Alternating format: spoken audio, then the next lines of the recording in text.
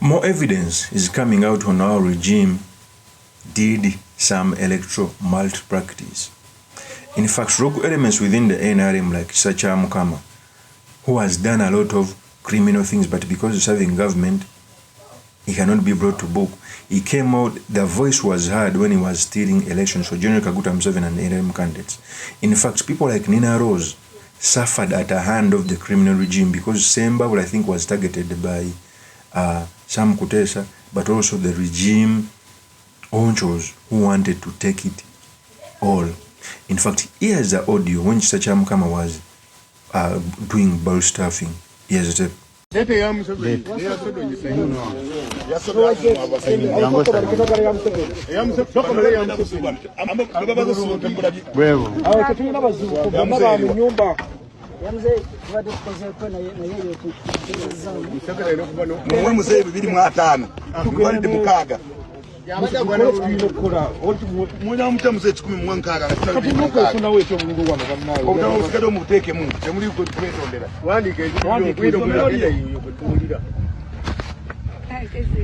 Ngatulaba kale singa muko waze kumacha sana bino tebyandi baddewo nabaddewo njo waze kumacha olusi wani tuyambyeko abalina okulonda balina okulonda omusabo bawa emulimu abafu ate nokabanya okufuna obulamu declaration forms twina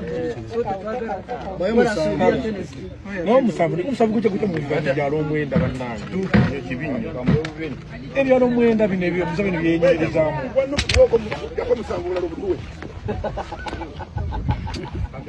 kandi nero seno muzanyira mu bukulembeze musiba abawadde tufu kibinyo muba mulimba kati mutu buli obwanno kumwagamye nje musabini mwademeka 250 coordinator yagala kunotima bibiri meka bibiri atano kwa Museveni wano kubulirude invalid bajje mu musango kwa invalid bolambwa andi nompa inafuna ubinyo bulabu invalid eruwa bulo bufubulo wa buli wa muti Korea respecting Museveni musime ko leta ku musango wasiraza aplarete wewe bano jako musango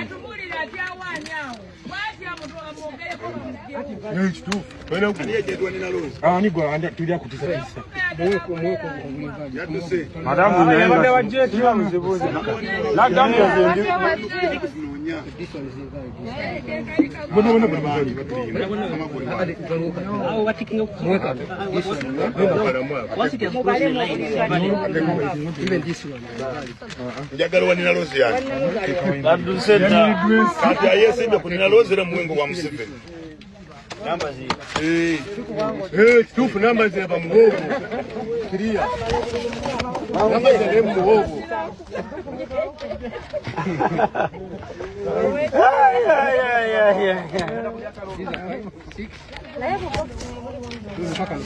nekali kino mukikozewo nange kati kinatuyamulwako tobuuza bingi todda mubibuuzo olagwa kola kino ebiddaosigaza tobuuza bingi todda mubibuuzo oyagala kukuba ebifaananyi sisobola kuba bifaananyi sisobola kola kwetolowooza zisasoma naye ate obwongo buviitinga ekirage dalasemu lero bigamba nti obalanga what is take this result, you take them there. This balance you stay with, maybe for accountability. If you borrow 300, take back the 300. No one is going to ask for accountability in 9 villages. They may end up cancelling the whole state. They can't. They will do it. It's possible. Take these people's hand off. Why you and they will have no power when they reach there. If somebody they gave us 300. And who is going to do questioning him? He would no longer hold this on account. That's what they things there.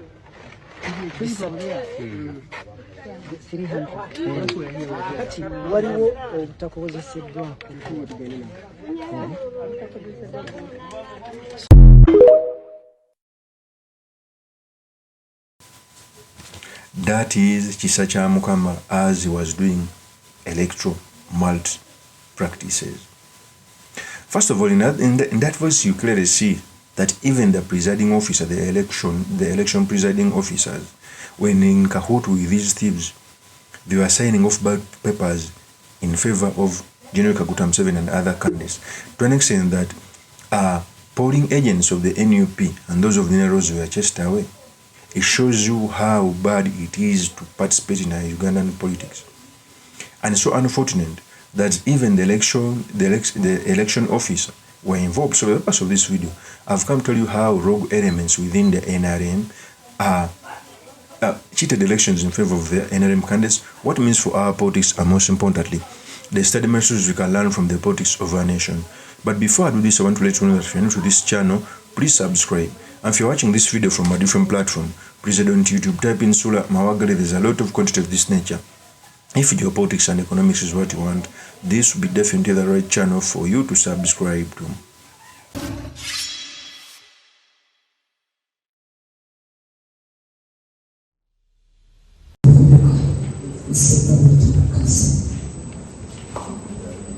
My agents were beaten by him, some were arrested, some are nowhere to be seen, even to date.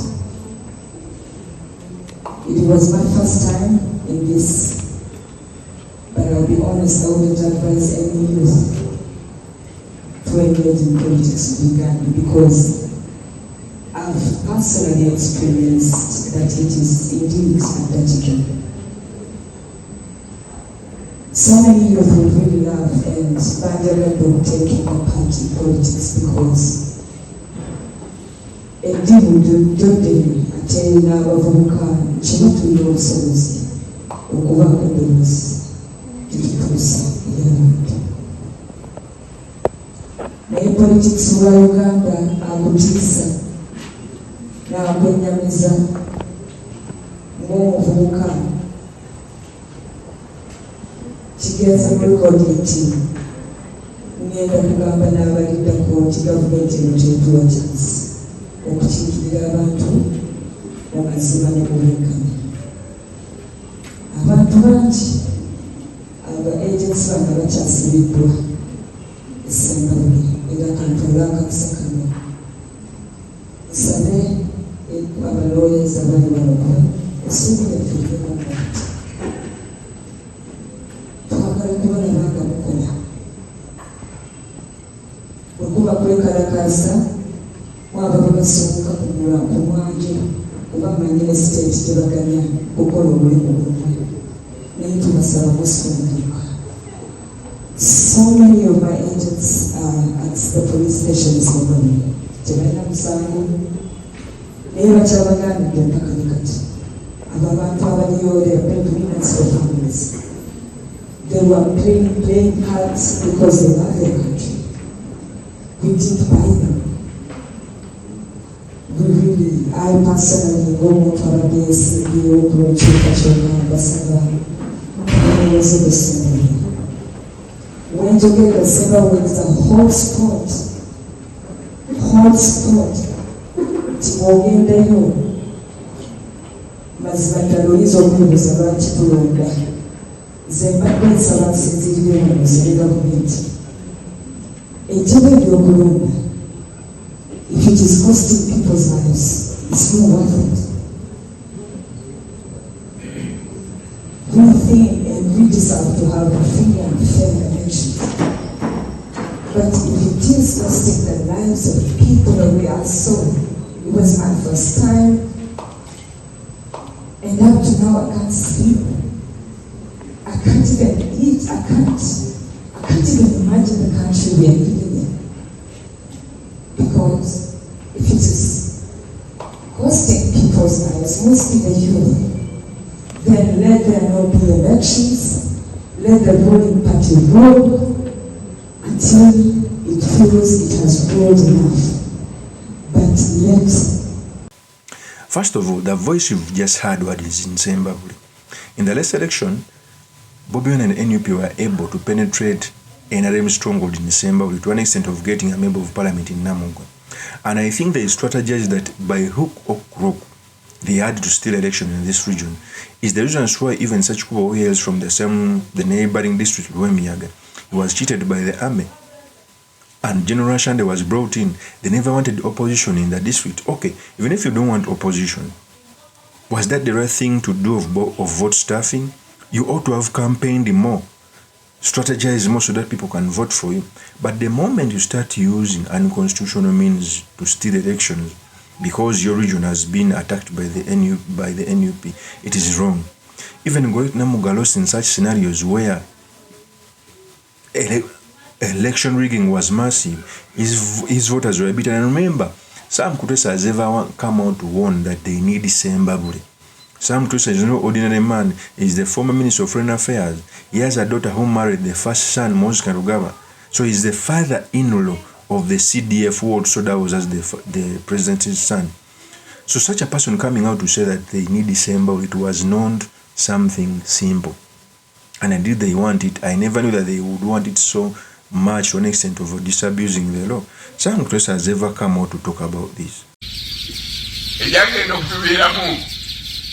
Nga nupesensera mutegera so nupesensera Musembabule kati netwala ko niki e constituency number e mateke kati mulimo kwa fefena okulaba ntejo tukiwanisa akati cyatali mukalulu sina mulala yenna kunyenda kolera campaign okujja ko Museveni nokugoba nuku mutegera nakiba kusuubiza luli nakiba suubiza ng'apandi ngova n'olwekyo abalinamu okweraliikirira nti bagira oli mubibeeko bw'oba toli Museveni manya kikuwagira mutegera ate bw'oba wani okumanya nkulwanyisa ebyange byeno bikomye ebyene mwefyo mutegera mwema kutya waliwo bwempulira abande bakyalo n'olukiiko nti banyesimanyi Kutesa ayina kwawagira bagira Museveni oba mwagala kumuba mu lukiiko mumu olwo n'olukiiko lwa Museveni si lwa mulala mutegera n'olwekyo abadde ayinamu akakumpuna munda kamuggwemu ate era tetukolagane tugende mu maaso sina kirala kyeneetaaga singa nali nganti nempagira muwala wange kati muwala wange talimu kati nekwasa ki koko mulala kulemwa elemerwe okokwega bigenda mumaiso tetukwatanise tukole. That is Sam Kutesa. So for me, I think election malpractices are a dark sign of our country. It's the reason as to why every time during elections the participation has dropped so low, because people no longer see it as an avenue of changing or electing leaders they deserve. Here in Kampala, votes were rigged because even Kampala was almost 99% opposition. 99% opposition. So they fought hard to an extent of even if they had to steal election for them to get a representation within the divisions, they had to. In fact, the opposition must be very vigilant to understand how the NRM stole election, because even in Kampala where I have a stronghold, it cannot be that NRM stole some few constituencies. It went on to sell local governments, like the one for Kampala, they took it 100%. In Ubaga, it is the same. I think in Kawempe, it's also the same. It's the time we understand how they cheated us so that we can know and resist. And that, these things are going to continue happening. Of course, as Pampina remain yours truly, Mr. Makindi, Kabia Sulaiman Mahagali. If you're new to this channel, please subscribe, like, and comment so that I can be motivated to do more of such videos. I'll see you on another one. Peace.